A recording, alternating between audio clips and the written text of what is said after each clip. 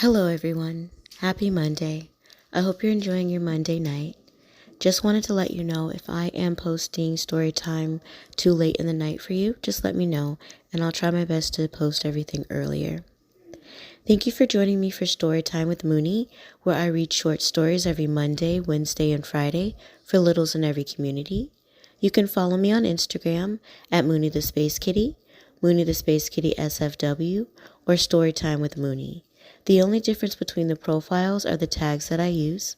Through the profiles, you'll have access to the items I sell in my little shop. Now grab your stuffy and get real comfy. Tonight's story is The Princess and the Pea. Once upon a time, in a kingdom far away, there lived a handsome prince. He had loving parents, plenty of friends, and lived a wonderful life in his castle. But one thing made him sad. He did not have a wife.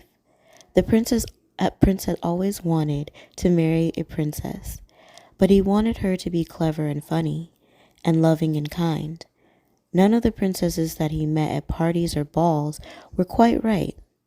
Some of the princesses were too mean, some were too rude, some were too quiet, some were too loud, and some were just plain boring. So the prince decided to travel the world in the hope of finding his perfect princess. He met many more princesses who tried to impress him with their beauty, their dancing, and their baking, but still none were quite right. I'm never going to meet the right princess, he sighed to himself. Oh, where is the girl of my dreams? Months passed without success, so eventually the prince headed back to his castle. Cheer up, my son, said the king. You are still young. One day you will meet a wonderful girl, just like I met your mother. The king smiled at the queen, but he was at a loss to know how to make the prince happy again. Then one night, when even the king and queen had begun to give up hope of their son ever finding a bride, there was a terrible storm. Thunder roared, lightning flashed, and the rain poured down. Suddenly, there was a loud knock on the wooden castle door. I wonder who could be out on such a terrible stormy night, said the prince. When he opened the door, a pretty young girl stared back at him. She was soaked from head to toe. Oh, please, your royal highness, may I come in for a moment? She pleaded. I was traveling to see some friends, but I got lost in the storm, and now I'm very cold and very wet. The prince ushered the poor girl in out of the wind and the rain.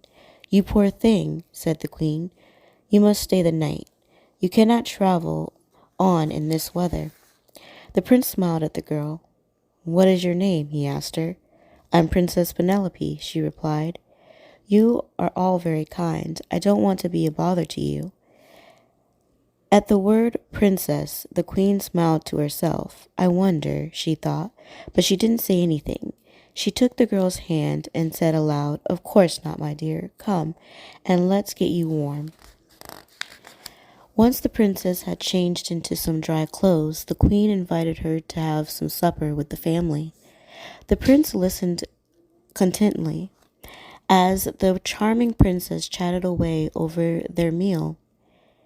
He could not stop gazing at her. She was clever and funny, and loving and kind. By the end of the evening, the prince had fallen in love. The queen was delighted when she saw what was happening, but she wanted to be quite sure that Princess Penelope was a real princess. She went to the guest room in the castle and placed a tiny pea under the mattress.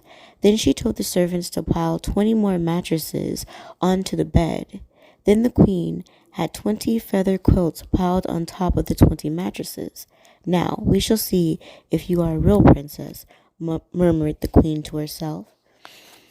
The queen showed the princess to her room and tucked her into the towering bed. Sleep well, my dear, she said.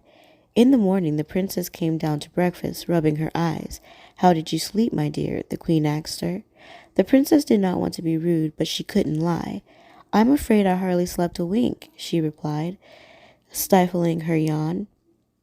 I'm so sorry, my dear, said the queen. Was the bed not comfortable? There were so many lovely mattresses and quilts. It should have been very comfortable, replied the princess, but I could feel something lumpy and bumpy. I know I am black and blue all over. And now I am black and blue all over. The queen grinned and hugged the girl to her. Interesting. That proves it, cried the queen. Only a real princess would be able to fill a tiny pea through 20 mattresses and 20 feathered quilts.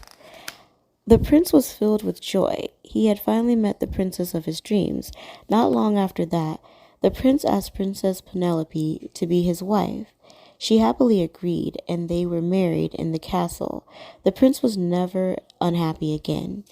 And as for the pea, it was put in the royal museum as proof that perfect princesses do exist. The end. Now, I never really understood the Princess and the Pea story and why princesses would feel that, but I'll definitely have to do my research. Thank you so much for letting me read to you tonight. I hope you feel safe and I hope you feel loved. Good night, little ones.